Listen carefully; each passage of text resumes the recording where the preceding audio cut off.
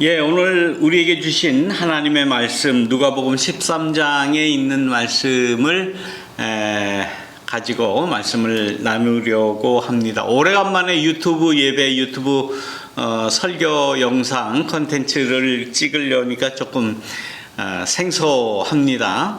그러나 코로나 기간 동안에 있었던 기억을 되살려서 말씀을 나누도록 그렇게 하겠습니다.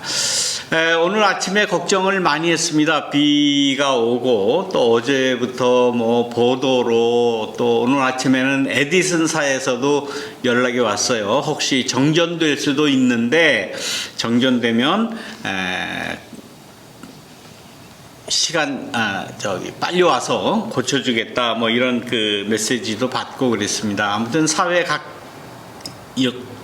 여러 그 각처에서 또 여러 기관에서 이 허리케인 힐러리를 대비하는 모습을 볼 수 있었습니다. 또 여러 교회에서도 긴급하게 또 줌으로 예배 드린다거나 유튜브로 드린다거나 하는 모습을 볼 수 있습니다.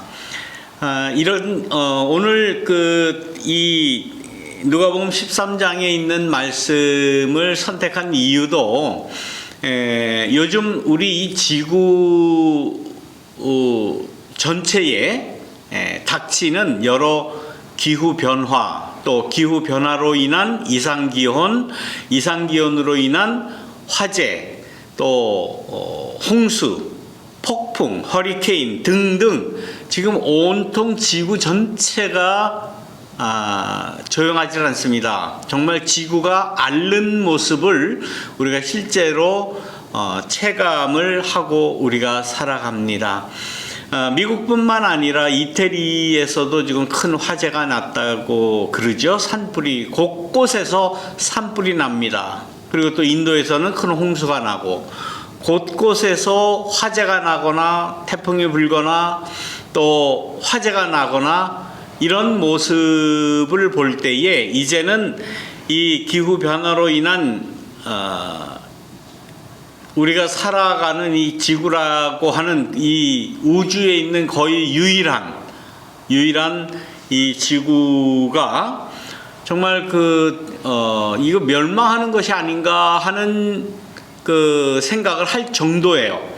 지난주에 하와이 마우이에서 있었던 그러한 보도를 보니까 그 마우이에 겨우 생명을 부지하고 자기 집은 완전히 다 전소가 됐고 자기는 어떻게 피신을 해서 불이 좀 꺼졌을 때 다시 자기 집에 가보니 집 모양 형태는 모두가 사라지고 다 없어졌다는 그러한 인터뷰를 봤습니다. 그러면서 그 사람이 그렇게 이야기를 해요.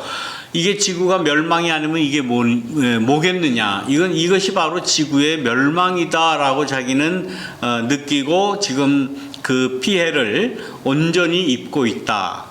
이제는 가진 것도 아무것도 없고 앞으로 어떻게 살아가야 될지 막막하다.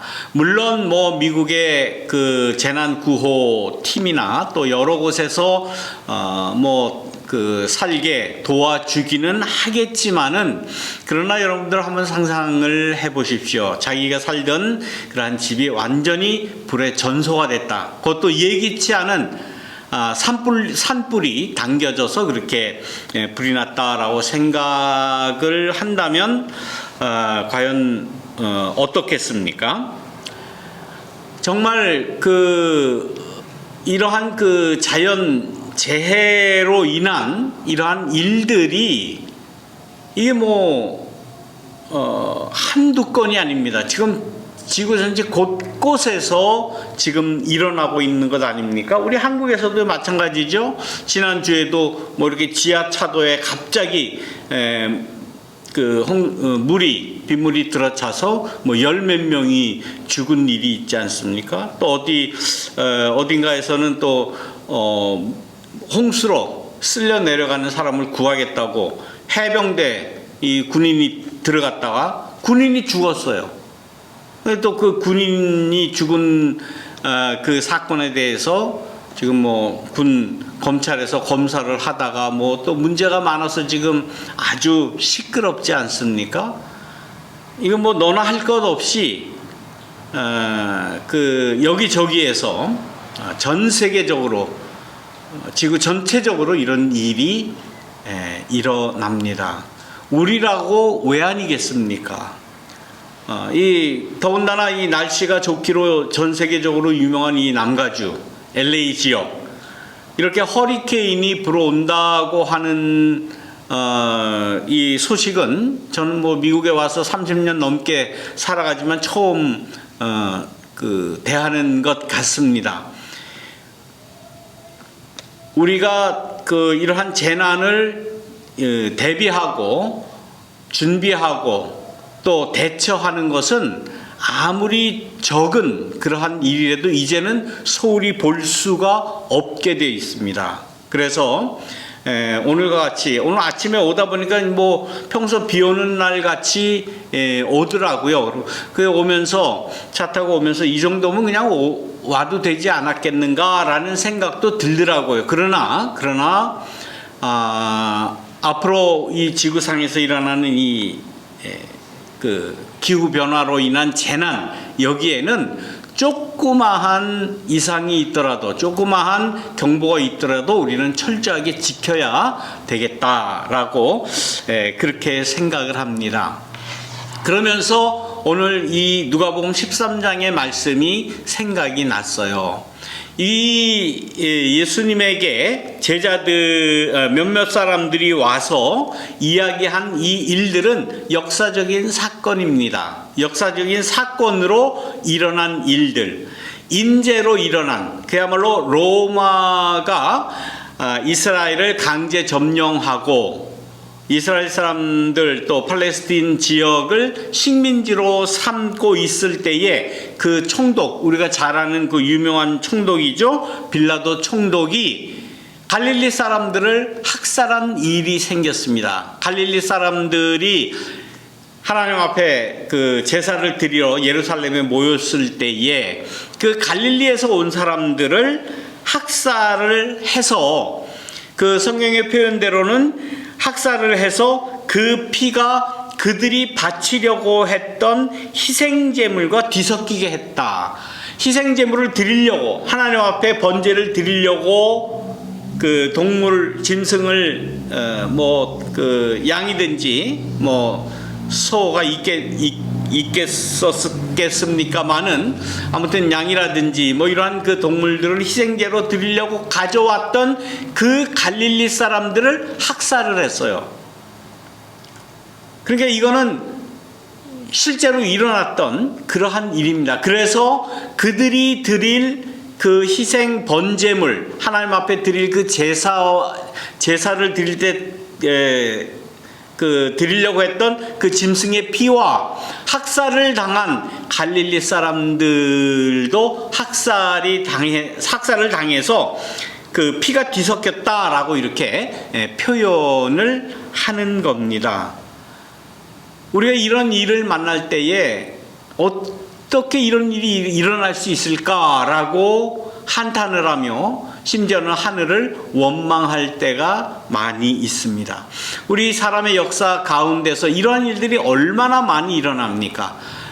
과거부터 현재까지 정말 한 나라가 한 나라를 지배한 그 결과로 생기는 이러한 학살들, 이러한 일들, 정말 이걸 어떻게 우리가 해석을 해야 되느냐? 몇몇 사람들이 예수님께 와서 그 이야기를 고했다는 거예요. 그러니까 갈릴리 사람들이 학살을 당했다. 이거에 대해서 어떻게 물었다는 얘기는 나오지 않지만은 그 사실을 예수님께 이야기를 한 거예요. 그렇다면 그 질문 안에는 그 학살에 대한 이야기를 예수께 드렸다는 것은 왜 이런 일이 생겨났습니까? 왜 그 갈릴리 사람들은 죽임을 당할 수밖에 없었습니까? 누가 죽였습니까? 왜 죽였습니까? 어떻게 해서 이런 일이 생겨날 수 있겠습니까? 라는 여러 가지 질문이 안에 다 포함되어 있을 겁니다.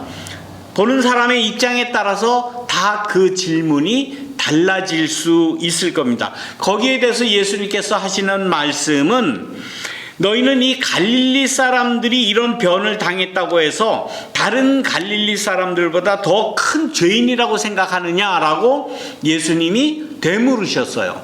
다시 말하면 그 사건을 예수님에게, 이 학살 사건을 예수님에게 이야기한 자들의 마음, 표현하지는 않았지만 그 마음 가운데는 죄가 있어서 그 사람들이 죽은 것이지 않느냐.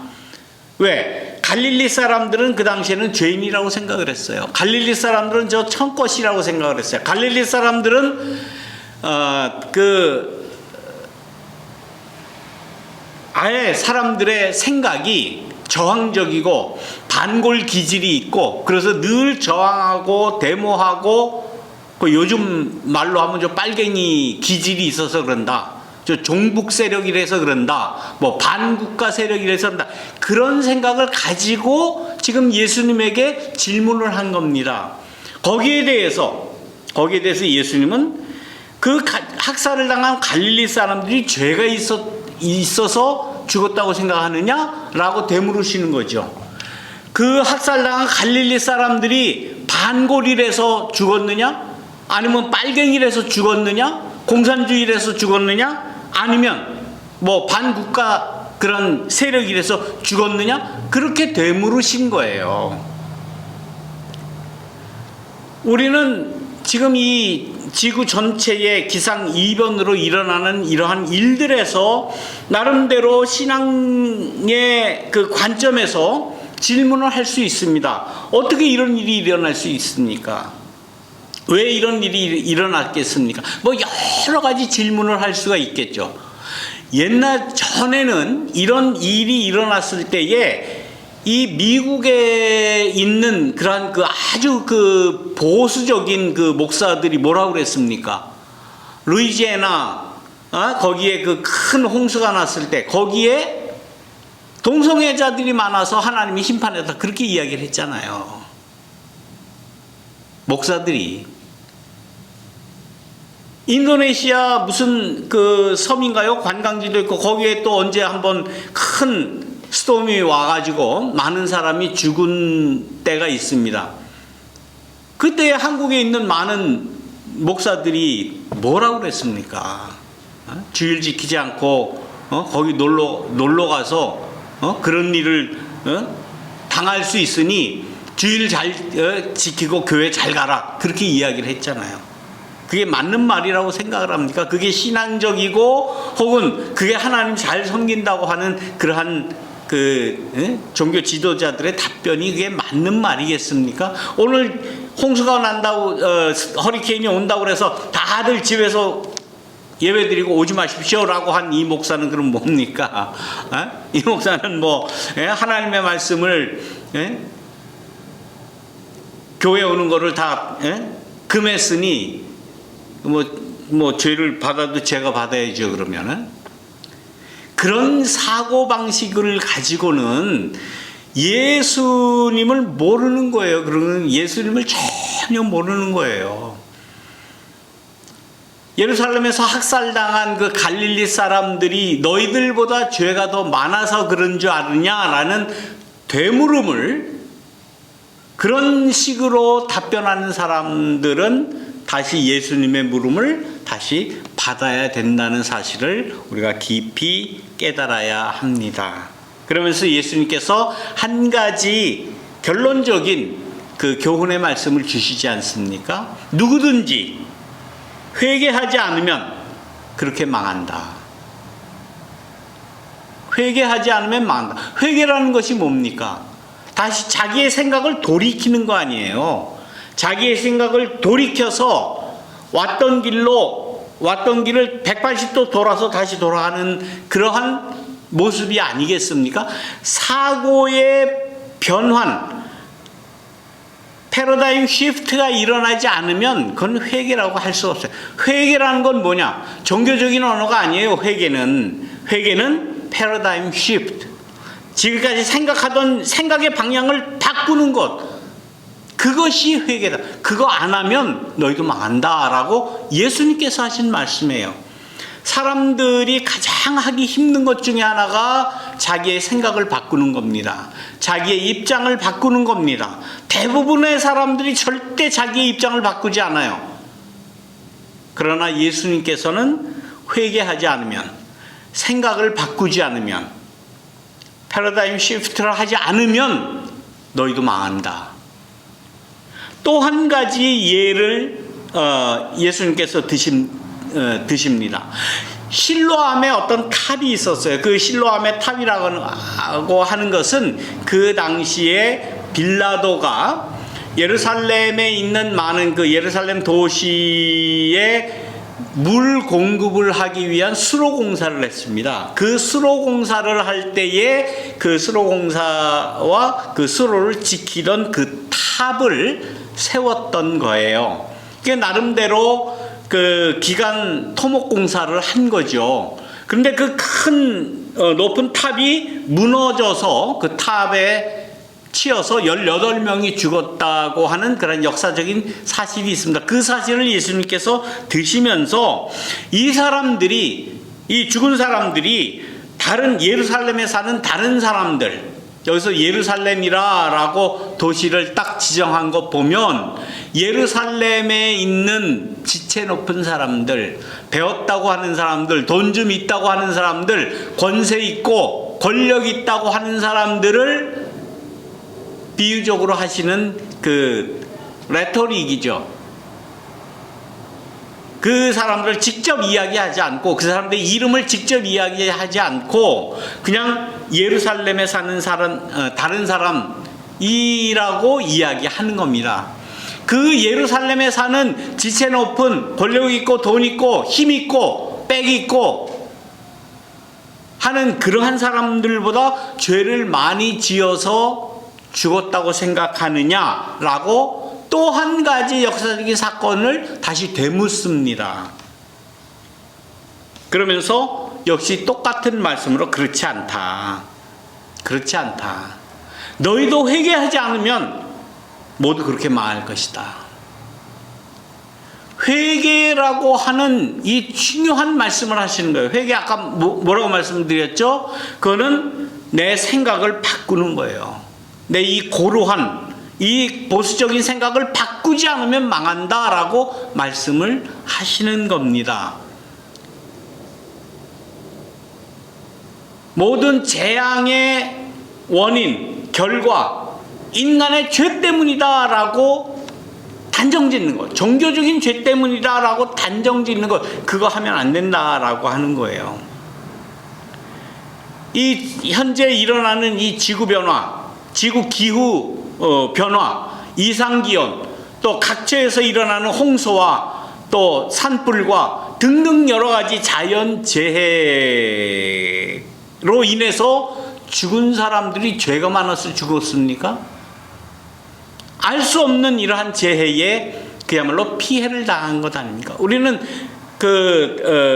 연민의 정을 가지고 그들을 도와야 하지 않겠습니까? 그래서 그 하와이 마우이 그 화재로 인해서 죽은 사람들, 또 피해를 당한 사람들을 위해서 우리가 구호 헌금을 하자 그랬는데, 우리도 지금 모이지 못해서 다음 주일로 그렇게 연기를 했습니다마는, 일주일 내내 노회 그 선교 담당 그 하이디 목사님이 계속 매일같이 그 하와이 마우이에 대한 소식을 전해 왔습니다.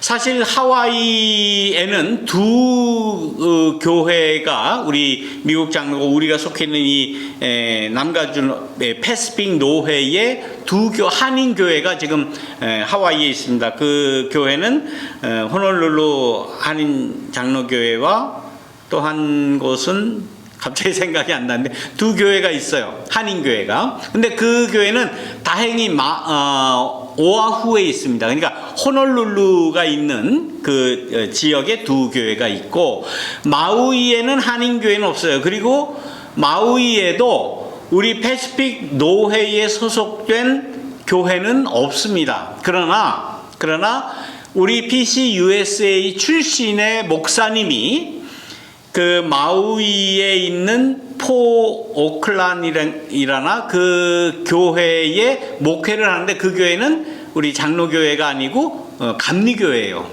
미국 사람들, 미국 목사들은 종종 그런 경우가 많이 있습니다. 또 노회가 허락을 하면 장로교 목사이지만은 또 다른 교단이 청빙을 하면 가서 목회를 할 수가 있게 돼. 그 교회가 전소가 됐다는 그런 소식을 전했습니다. 그래서 우리는 물론 교단이 틀리지만 이게 지금 교단이 갖고 틀리고의 문제가 아니지 않습니까? 누구든지 어려움을 당하고 재난을 당했을 때에는 그리스도의 사랑으로 돕는 것.